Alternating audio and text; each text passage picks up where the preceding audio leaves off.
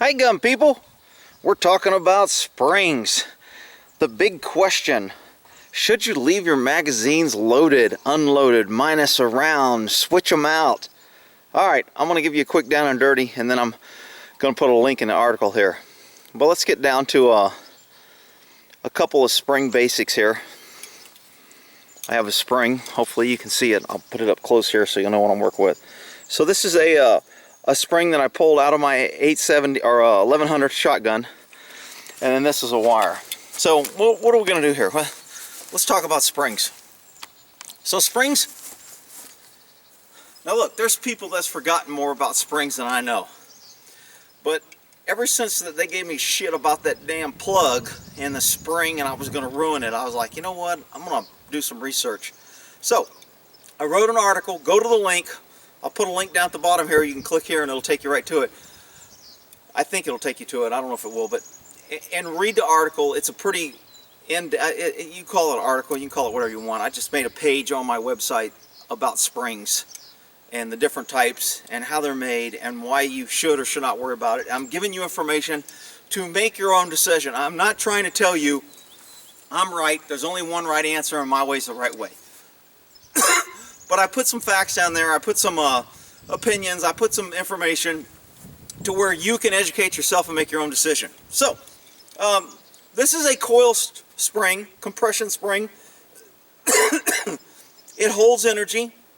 As it's compressed, it releases energy. When it's under tension, they do things to springs when they make them. I'm not hurting this spring right now. Am I bending it out of what it's supposed to be? Sure.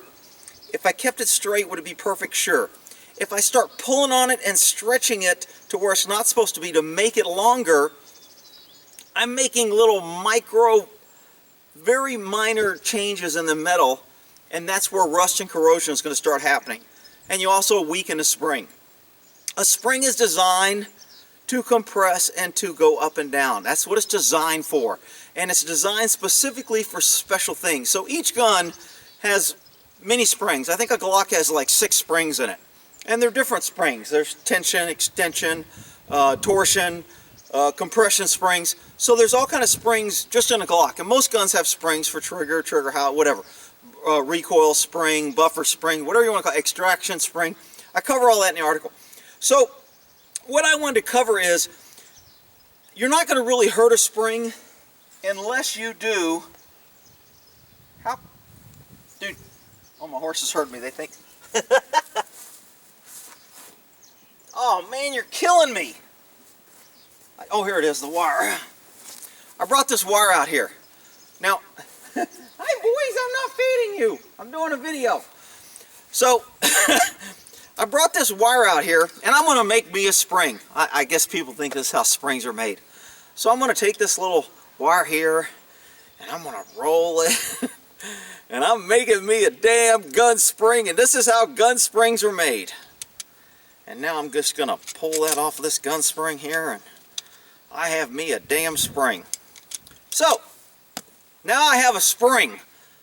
Okay, notice the lack. Man, you drop springs out on the grass and those suckers disappear. What the hell happened to my spring? I just had it in my damn hand.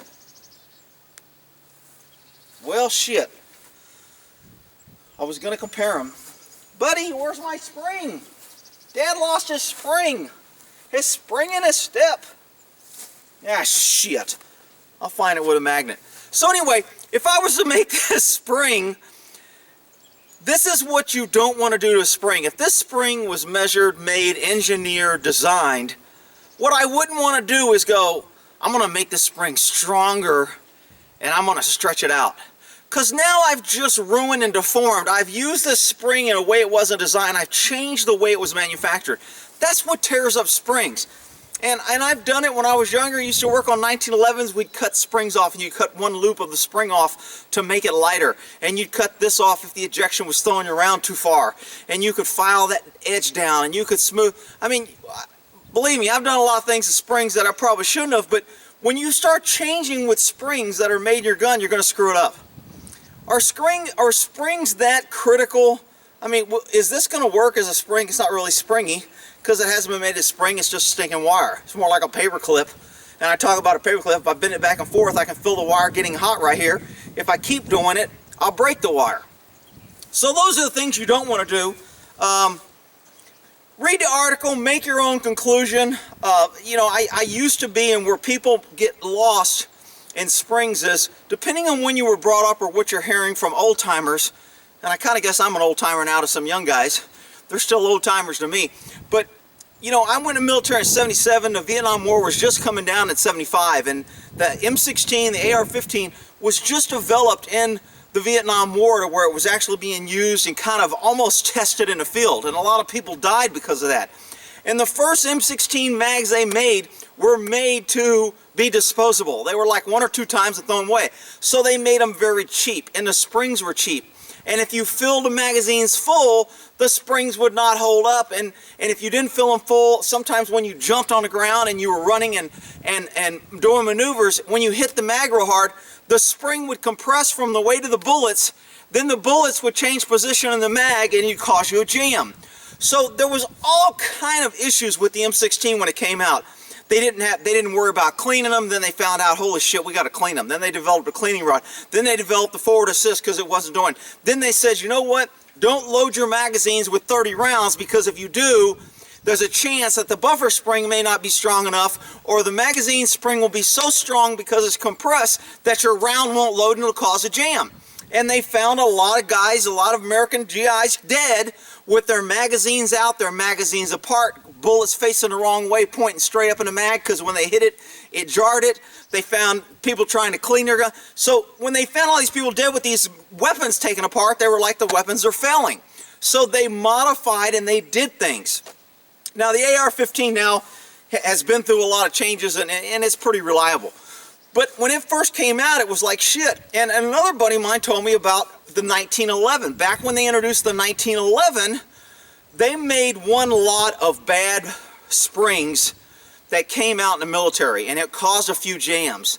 So the military, like they do everything, they came out with this blanket policy: is you always load 1 round less, because when you load them forward, we're finding the magazines are getting compressed and they're not good.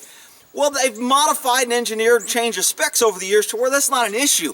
But you still have people who were programmed that their lives depended on these weapons still saying, no way.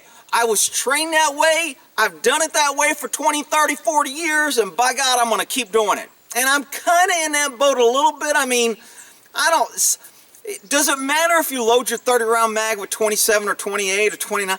I mean, it's up to you. I don't really care. I got a 30-round mag. If I only want to put 28 in it, who am I hurting?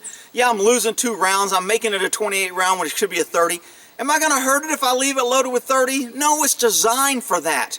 And I get all these people caught up on how you shouldn't and what you should do.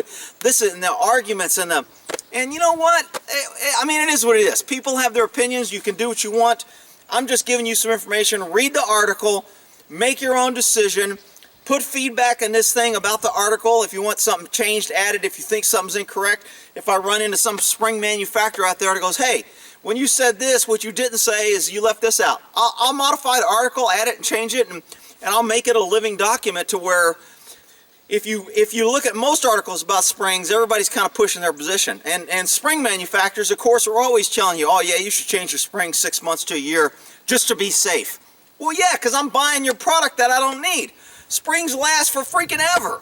I mean, they're tempered, they're hardened, they're made of good stainless steel, non-corrosive materials that your springs just don't degrade. And there's a couple stories in the article where a guy makes a great story. My springs on my engine compress like 1 million times or 100,000 times for every mile I drive. And he goes, nowhere in the manual does it say I need to replace my springs in my engine for my valve, whatever. I put it in the article. But anyway, read the article. Hopefully that clears up a little bit about springs. My horses are like, dude, you called us in here, now you got to come feed us. And we'll end that there on springs. Buddy! You want some snacks? You want some food? You're a good boy. I know, I'll come feed you. All right, we'll end that there.